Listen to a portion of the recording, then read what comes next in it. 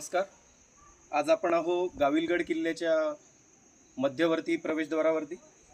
हा जिकडे तोफ ठेवलेली आहे तिकडे चाललेला भाग आहे. आपण बघू शकतो की गाविलगडची जी रचना आहे ही अतिशय प्राचीन आहे. किमान 1000 वर्षापूर्वी याचं बांधकाम झालं आहे आणि यादव राजवंशाच्या गवळी नामक राजाने याची मुहूर्तमेढ केली आणि त्यानंतर यादव राजवंशानंतर बहमनी सुलतान असेल, इमादशाही असेल, मोगलशाही असेल, निजामशाही असेल, त्यानंतर आलेलं मराठा साम्राज्य असेल आणि अगदी 1803 साली इंग्रजांनी हा किल्ला जिंकून घेतला होता. अशा विविध राज्यकर्त्यांच्या कार्यकाळामध्ये ह्या किल्ल्यानी तग धरलेला आहे.